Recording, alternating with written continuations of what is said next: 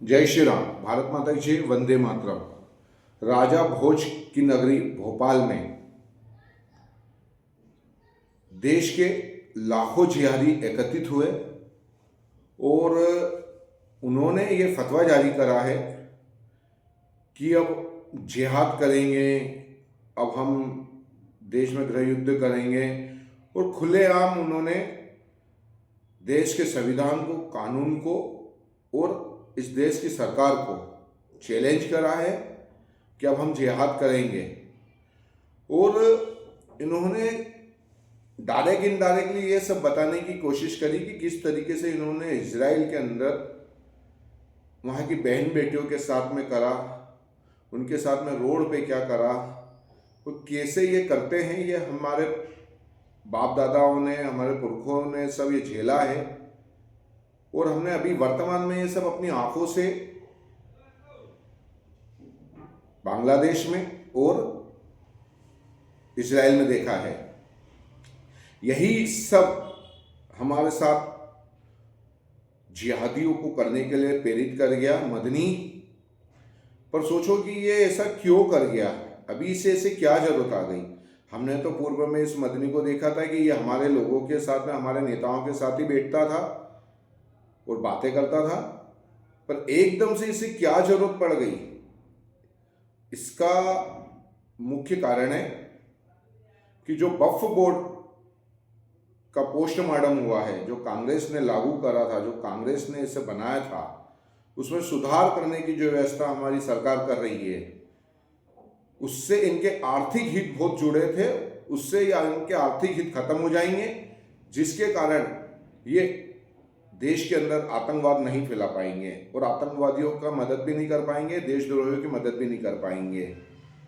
एक तो इनका वक्फ बोर्ड का विषय था, दूसरा इनका जो हलाल सर्टिफिकेट है, जिसका इनको पैसा आता है, उससे भी ये लोग देश विरोधी गतिविधियां संचालित करते हैं, है ना। सही कहीं ना कहीं इन लोगों के आर्थिक हितों पे चोट पड़ रही है।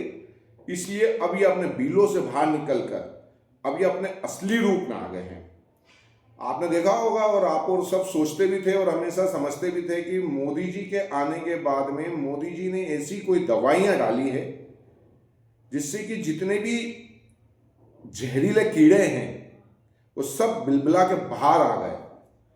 और ये सारी दवाइयां, जो वक्फ बोर्ड खत्म करना या उसमें सुधार करना और जो हलाल सर्टिफिकेट वाली बातें हैं, इन पे जो सब कार्रवाइयां हो रही है, ये वो दवाइयां हैं जिससे कि जिहादी और देशद्रोही बिल से बाहर आ रहे हैं और ये अपने असली रूप में अब आ गए हैं।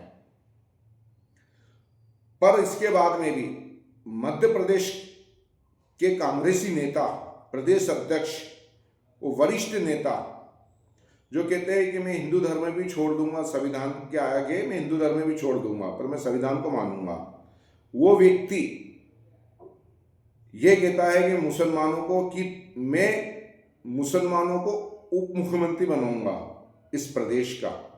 सोचो, जिस भोपाल में वो मदनी गृह युद्ध की खुली चुनौती दे गया और उसमें कांग्रेस के विधायक भी शामिल थे, उस प्रदेश का प्रदेश अध्यक्ष कांग्रेस का कहता है कि मैं उप मुख्यमंत्री बनाऊंगा मुसलमान जिहादी को। बड़ी शर्म आती है। हमारे ही बड़े बड़े मठाधीश, बड़े बड़े सनातनियों के प्रतिनिधित्व करने वाले साधु संत इस विषय में कुछ नहीं बोल रहे हैं। वो लोग पूरे देश में खुल के कह रहे हैं कि हम अब गजवाए हिंद करेंगे, अब हम जिहाद करेंगे। पर उसके बाद में भी हमारे बड़े बड़े कथावाचक हुए, बड़े बड़े संत हुए, बड़े बड़े लोग हुए, वो कोई नहीं कह रहे हैं कि ये गलत या सही। कितने लोग कोर्ट चले जाते हैं, कोई भी कोर्ट नहीं गया, कोई भी कार्रवाई नहीं कर रहे हैं। इंदौर में यदि कोई आवाज उठाए तो उस पर कार्रवाई हो जाती है। पर ये जिहादी भोपाल के अंदर इतनी बड़ी बात बोल गए और उसके बाद में भी यदि हमारा प्रशासन और हमारा देश का संविधान इन पर कार्रवाई नहीं करता है, तो फिर ये समझ में आ जाएगा कि ये संविधान और ये कानून अब हमारे हिसाब से नहीं, ये मुगलों के हिसाब से और अंग्रेजों के हिसाब से और कांग्रेस के हिसाब से चलने वाला कानून और संविधान है। हमारे यहाँ पे सिर्फ 3-4 लोग हैं जो आवाज उठाते हैं, एक बागेश्वर वाले महाराज जी और ऐसे 2-3 संत, और उनके पीछे भी ये लोग पड़ गए। क्या बागेश्वर वाले महाराज जी और 2-3 संत ही हमारे समाज का प्रतिनिधित्व कर रहे?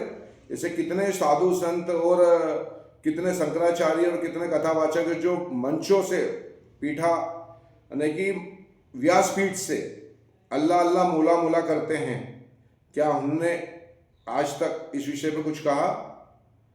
मैं आपसे हाथ जोड़ के निवेदन करता हूं, अब आपको अब बोलना पड़ेगा और सही को सही बोलना पड़ेगा और गलत को गलत बोलना पड़ेगा। यदि आप नहीं बोलोगे तो फिर आपके साथ भी वही होगा जो बांग्लादेश में हिंदुओं के साथ हुआ और इजराइल में उनके नागरिकों के साथ जिहादियों ने करा है।